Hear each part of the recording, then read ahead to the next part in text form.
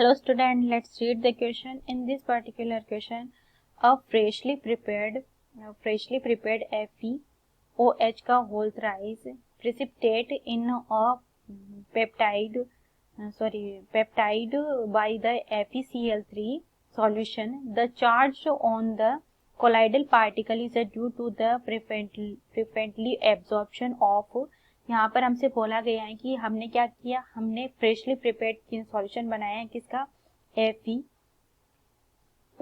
का whole thrice का। ठीक है, अब ये जो फ्रेशली प्रिपेयर्ड सॉल्यूशन है इसको प्रिसिपिटेट करते हैं, प्रिसिपिटेट होता है इज प्रिसिपिटेट बाय द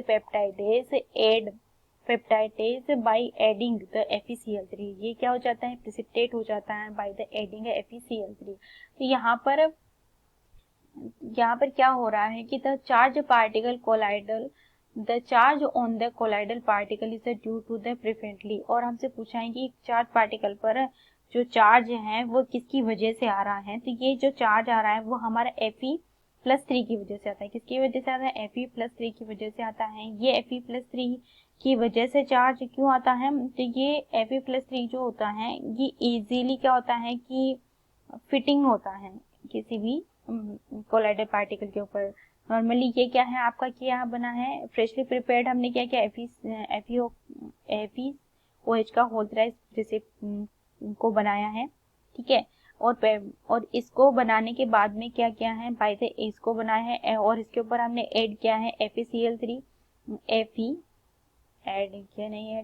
हमने ऐड किया है FeCl3 को ऐड किया है। तो FeCl3 क्या होगा, इसके चारों तरफ कॉमन आयन इफेक्ट के थ्रू क्या होगा, इसके चारों तरफ ऐड हो जाएगा, जिससे हमारा जो कोलाइडल पार्टिकल है वो चार्ज हो जाता है, पॉजिटिवली चार्ज कोलाइडल पार्टिकल का फॉर्मेशन हो जाता है।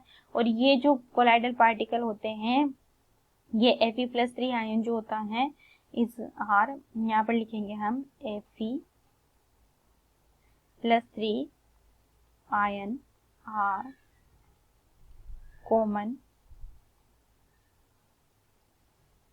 to both microcrystal